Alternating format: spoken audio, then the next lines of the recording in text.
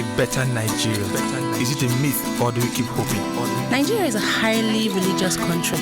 How come corruption thrives? Why is adoption not encouraged in Nigeria? Is there a future for the Nigerian youth? Being rich and famous, is that the only drive to be an artist? What makes a great nation? Is it the leaders? What about the people? This is Answers with Dr. Reju. It's 5 p.m. Friday evening in the lovely city of Jos, and this is Answers with Dr. Reju. Hello everyone, welcome to the program again. In the last few weeks, we've been talking about education, particularly at a time such as this, when we need to think about all the things necessary to make a wonderful, wonderful society. So we've been saying a lot of things about education, from philosophy to content to structures, and we've had a role here. Dr. Reju has been providing us with clarity as regards how education needs to go in our country. We ended last week's episode by asking a question, about education in times such as this, right? We're living in uncertain times in Nigeria. What do we need to do, particularly with regards to education, Dr. Reju? I'm asking now, going forward in our country. Thank you, Obi, and good evening, listeners. You really put it, so aptly that these are uncertain times, and we really need to look for, certainty. How do we live certain, right? Yeah. In this very, very uncertain, turbulent, times. And if there is a time where we need to really, really focus on human capital development, it is now. Because the way out of this is the quality of, human capital. The primary infrastructure we need today, honestly, are not roads, they are human. And that has to go into the citizenry. How do we get effective, sustained human capital development? We need to rejig our educational kind of orientation. We need to begin to move towards vocational training. And I think I mentioned that last week. Vocational training, where we begin to emphasize vocations. You see, that will broaden the whole social, economic spectrum. It will broaden it. It will create a kind of a field where there are opportunities. People can easily do even the little things that people do, they will do with a high level of skill. So our educational orientation now needs to change. Where what goes on in classrooms still needs to be there, because we need to have, a society where people are highly, highly independent economically, where they can actually pursue, maybe the economic, because there's no free money again. Because it's going to get to a point where state government, for instance, won't be able to go to Abuja to go and share money. So it begins from that level where state governors now need to understand what corporate governance is, what political corporate governance is. What do I have in my state? Having said that, on that level, individuals too now begin to ask themselves, what do I have in myself? Because it doesn't matter, you get to a point where a PhD won't really cut any flack. So what do I have in myself? What is it that I enjoy doing? Because as much as I don't like using quotes on this program, because we've had many quotes over the ages that didn't help anybody, they said the way, to predict the future, right, is to create it, right? The way to predict the future is to create it. You can't be waiting for it. You see, we cannot be waiting for something to happen. Human beings are the one that should be happening. And the way to make that, that reality is that human beings need to be exposed to a kind of training that is not limited in scope. It must be what I choose to call an explorative training. Let's explore. Let's start a particular journey that we don't want something quickly. Because there's still a lot of things in us, around us, that can give us, the thing that we're looking for. But you see, the whole atmosphere is choked. Because everybody, you start a business today, Obi, thousands of people will go there. Yeah. That's a defective society. Yeah. If you start once, you start making a little money, and then you start, everybody wants to go and do that. That is the raving or the trending kind of vocation. It shouldn't be. In fact, if you start a business, somebody should be looking at, how can I connect with this? What does it need for that business to continue? Exactly. That broadens the scope again. Because there are other service. If you start a service industry, you need other service industries to make your service industry sustainable. Absolutely. So we should be looking at a society that connects that way. When we have it, we'll see everybody will be gainfully employed, and then we have a society where you can't do something except you are really good at it. And if you're going to be good at it, you need to be trained. All right. Let me just introduce the other people in the room. Yeah. And so we have Matthew. Matthew, as always, thanks for coming. Thank you. And we have Isaac. Isaac, it's always great to see you. So I've heard you make a statement credited to some guy, and I've forgotten the guy. It says that the reasonable man tries to adapt himself to the world. That's G.K. Chesterton. Right? G.K. Chesterton, right? Yeah. But the unreasonable man tries to adapt the world to himself. And he said, all progress depends on the unreasonable man. Please broaden these deep thoughts, right? As it regards training, acquisition of knowledge, innovation, experimentation, and everything needed for an innovative society. You see, what G.K. Chesterton is basically trying to say there is that we need to be highly innovative. Because the reasonable, normal man looks at what exists, what's already there. And then he begins to look at how can we make the best out of this? How can I be part of what's already happening? He said, but the unreasonable man comes and see what doesn't exist. He wants to be able to shape that world to fit his own kind of design. How do I don't want to adapt to the world. I want the world to adapt to me. I said that is what has shaped human history over the years. Somebody described the world-transforming invention of the Wright brothers, which is the airplane. He said the Wright brothers didn't give us a means of transportation. They gave us another way of looking at the world. Right? I made an example last week about a new plane coming out, which is going to fly from New York to Australia maybe in about 2 hours. I mean, that's some speed. Yeah. That's some speed, because that takes like 18 hours normally for you to make that route. So it's we need that level of unreasonableness now, where we run wild, like an MD of one of the banks that I worked with said, because we were the pioneer staff, he said, we have to run wild with ideas. We need to create products that have never existed. So the unreasonable man is always looking at, you see, maybe I've given his example too on this program, where they said the next millionaires in the world are going to come from Asia. Because when Asians migrate to Europe, they ask themselves, what do they need? When Africans go, they ask themselves, what can I do? So eventually you see Asians now become employers of labor. And guess who they are employing? Africans. Because they want to create a new stage. And we're at that point now where we need a new stage to be created. I'm so glad that oil price keeps falling, and it will keep falling. In fact, the projection is that until 2020, it's going to keep falling. You see, when we have our backs to the wall, we will become this G.K. Chesterton's unreasonable person. Because we want to see, this world is begging.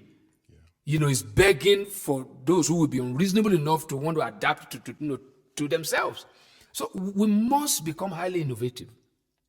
We need to look for what doesn't exist. What is it that can, make this place a better place? And now sometimes challenge, problems is what takes people there.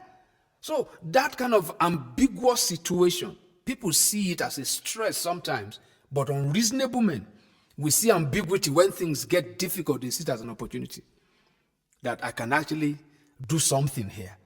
Honestly, you won't believe what can come out of the environment if we really, really have our backs to the wall. So this is a blessing in disguise.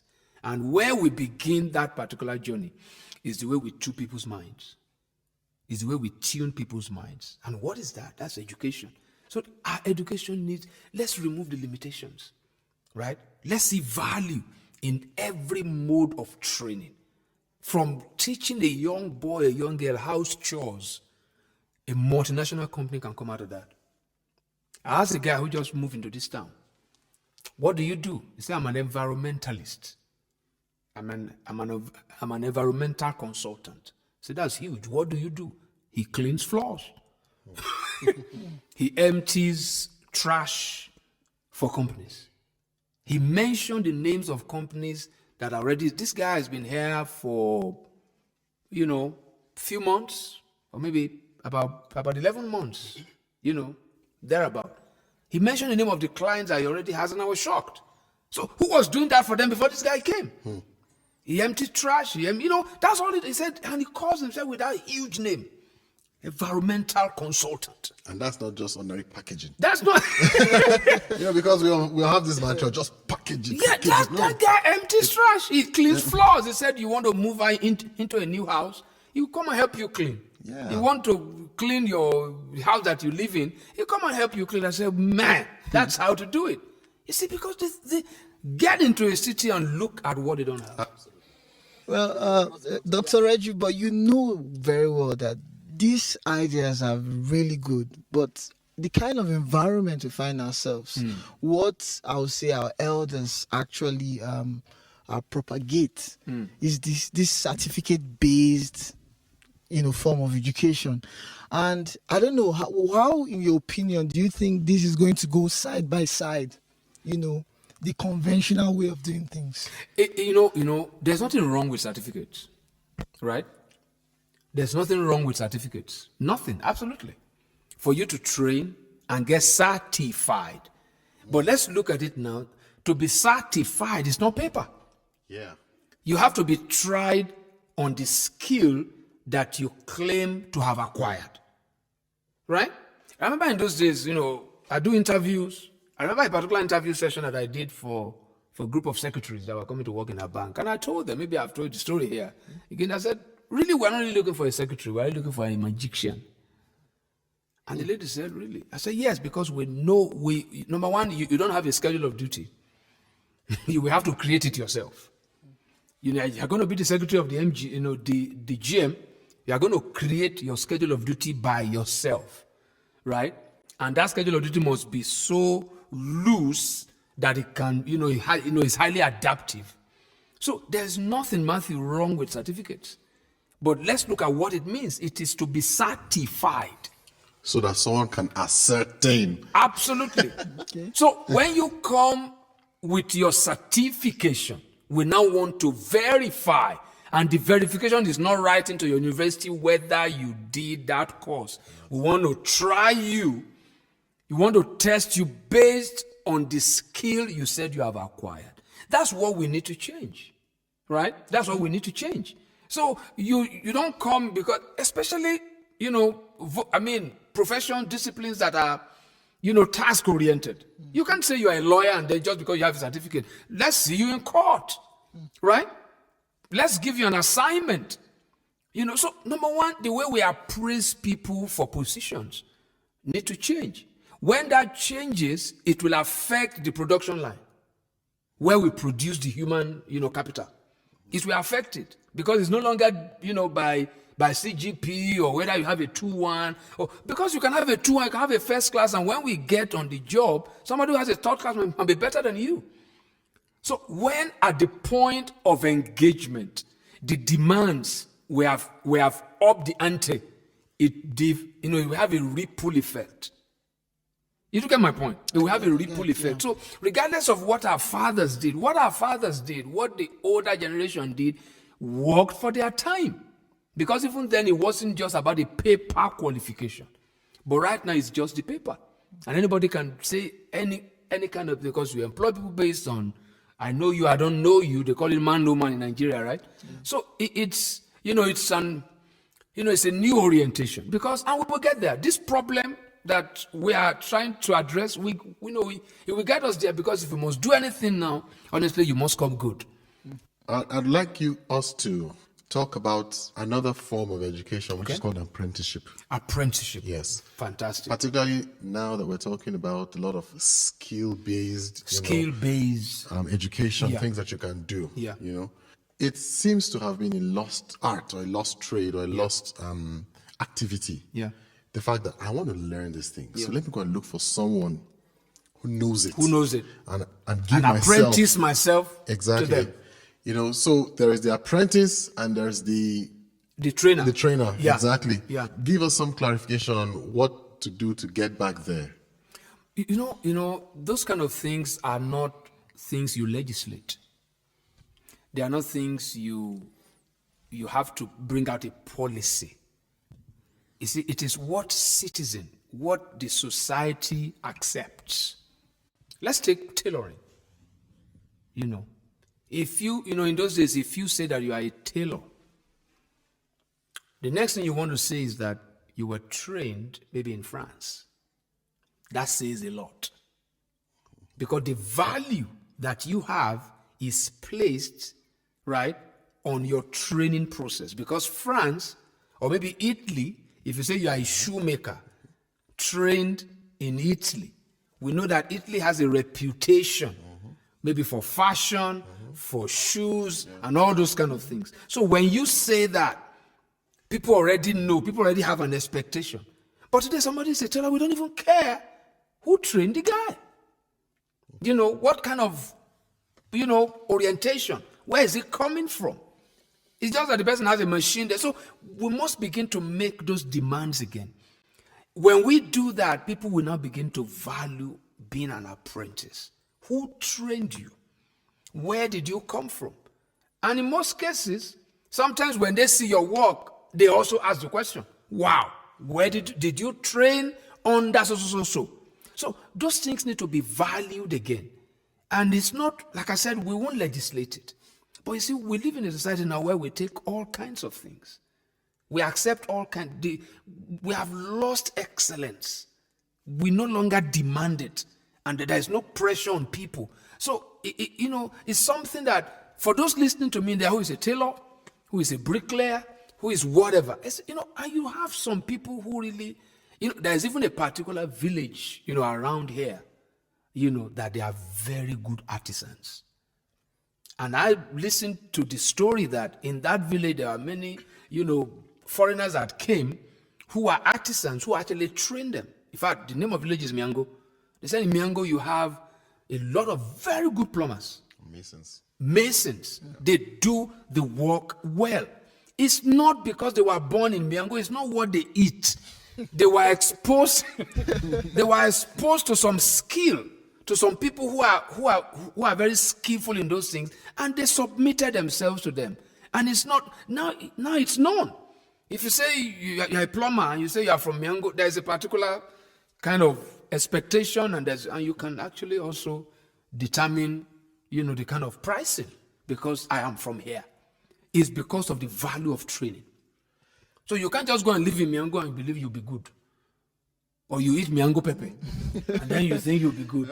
It's the training. So society needs to come, and I wanted to really address people out there who are into vocations, who are into all this skill-based. You need to see your tailoring outfit now as a school, because that's what it used to be. There's no way you have a tailor and you don't have apprentices. But nobody wants to apprentice themselves to anybody now. They're even ashamed to call themselves tailors. They say they are fashion designers. Only successful tailors call themselves tailors. Yeah. Because tailoring now is as if there is nobody wants to call himself a bricklayer. They say, I'm a builder. It's a problem. It's a problem. It is a big challenge, and that's where we are. I was discussing with somebody today who imports play, these kind of things that children use in schools. Play stuff, what's it? Slide. Okay. Imports. He imports it. Okay. And he said, why do you import from? He said, from India.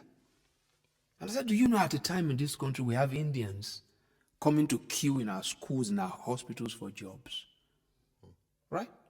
We have a lot of Indians in this country at the time as doctors, because there was no job in their country. There was no job. They came here for, as teachers. I remember I think my economics teacher when I was in A levels was an Indian. They are very unique, funny kind of accent and all those kind of things. I said, that same country now we are going back there. I said, look at the money, the stress you used to import. There are fabricators of these machines here, this play, this slide, all these kind of things here.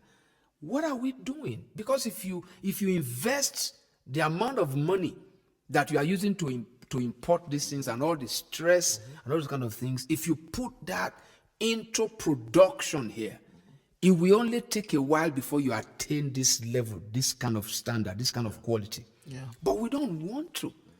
Why don't we, rather than importing this, why don't we import the skill? Rather than importing the products, right? Exactly. Let's import the skill. Yeah. And after some time, it becomes ours. Yeah. Right? Why don't we bring somebody down here to come and train us on how to do it? It's been long, all the ones we have in our school there, they're all made here. Fine, they don't last, although these ones lasted a bit. But they're looking for it now. Why? We have plastic. We have all manner of rubber plantation all over the country. This is when to look at those kind of things. But, we have been talking about diversification for years in this country. We will still be talking about it. They said Nigerians, when you push them to the wall, they break the wall. It's a negative resilience. It's breeding all manner of compromise, all manner of mediocrity. It's not good. Let's rise up to our challenges. Nigerians are skillful people. They're skillful people. Yeah. I believe so. We're brilliant people. But we have bought into a culture of, everything has to be easy. Nobody wants to do anything. Musicians just want to listen to something and adapt something. Nobody's creating anything. Look at musicians, they want to use programmed drums. Right? Yeah, they don't want to create anything. It's laziness. And you can't be educated if you are lazy. I hope they are listening to me. Oh, I really hope they are listening. All those musicians out there. Absolutely. I hope they are listening. Laziness, because the lazy is destined to be hungry. The reward of laziness is hunger. So I think we are going to get there, but not everybody will listen. But the wise should listen. The wise should listen. Whatever you are doing right now, get skilled. Absolutely. And as you keep listening, just listen to our sponsors as we go on this short break. There are cooking oils and there are cooking oils, Of course, there are those that foam like soap when you put them on fire, and there are those that go to sleep after a few days. There are even those with funny odors that make neighbors wonder what's happening in your kitchen. I beg, don't kill me, oh. But then again, there is Grand Pure Soya Oil, made from pure soya seed. Grand Pure Soya Oil is cholesterol-free, which makes it ideal for the heart and health conscious. It neither foams nor fumes, neither does it congeal even at low temperature. Grand Pure Soya Oil is also endorsed by the Nigerian Heart Foundation as heart-friendly oil. Let me go and get my own Grand Pure Soya Oil, Joe. Oil that doesn't smell or sleep. Grand Pure Soya Oil, a heart-friendly oil you've always known. Welcome back. If you're just joining us, this has been Answers with Dr. Reju. Please chat us up on 081 44 56 9000. That's 081 44 56 9000. Or get on Facebook and interact with us on facebook.com/answers with Dr. Reju. You can as well send us an email on answerswithdrreju@gmail.com. But better still, if you would like to go through our past episodes, then get on our website, answerswithdrreju.com, and you'll see lots and lots of past episodes. Let me go on a thought I was having during the break, and it has to do with our affinity for learning. When we consider, there are some analytics that give us an insight into the websites that are most visited in different countries of the world. And you find that in Nigeria, we love Facebook. And I think also Lena Cage is one of the highest visited pages. But in countries where things happen, like the US, Western Europe, they go on Google. Google is where you learn. Absolutely. Yeah. Google is where you ask a lot of questions. Exactly. And then you get all the answers. Yeah. So it basically says a lot about our quest for knowledge, our quest for wisdom, our quest for, to be able to get to a level of awareness about our world. You don't learn on Facebook, for God's sake. If anything you want to learn on Facebook is, maybe gossips and some senseless posts, and thank God we're there. We have a link there on Answers with Dr. Reju, and then you can. But Facebook is not a place where you learn. There is no question you have. If you go to Google, you will get it. So for us to have that kind of traffic on Facebook, it says a lot about how ready we are, or what kind of people we are in terms of quest for knowledge and skill. Yeah, it really says a lot, and it's all linked. What about our reading culture, Dr. Reggie? Because that's another problem. They're all linked together. Because even sometimes on Facebook, you can have a link that takes you to... In fact, I have seen posts or comments about readings. People complain it's too long. Yeah. They said it's too long. People don't read it because it's too long. That's it's a huge problem. It's a huge problem because the whole society is just, very surface. Look at our movies. I always like talking about that. If you watch Nigerian movies for many years, by the time you are 50, you'll be a consummate fool. That thing wastes people's minds. I'm not saying all, but majority of it, and the ones people watch, because you watch a movie and it doesn't engage some thinking. Yeah. It's so predictive. There is no suspense. There is nothing. It's horrible, and it's what people demand. That people give. Why should I go into a movie where I want to do research and all those kind of things? And some lines in our movies, that they didn't even consult. They can talk about some things in medicine that are wrong. I'm telling you. They make some medical lines that are wrong just to go ask a doctor. Mm-hmm. Because if you see where people produce movies, there are a lot of professionals that come. But having said that, it's a huge problem.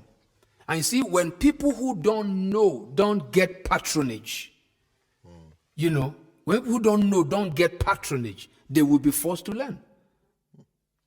Because people who don't know still get patronage. Because we don't have a taste for excellence. We are easily satisfied. You sit with something and you don't ask yourself what that has added to you.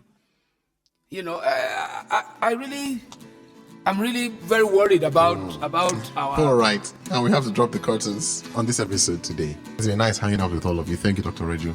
Thank you, Matthew. Thank you, Isaac. Keep a date with us again Friday evening, 5 p.m., same time next week. Till then, bye-bye.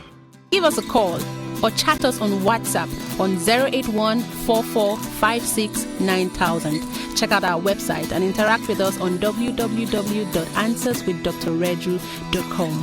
Like our Facebook page, Answers with Dr. Reju, or send us an email at answerswithdrreju@gmail.com. On Twitter, we are @Dr. Reju Answers. You can also subscribe to our YouTube channel, Answers with Dr. Reju, where you can get all our episodes. Join us again on Answers with Dr. Reju, where critical life issues are clarified.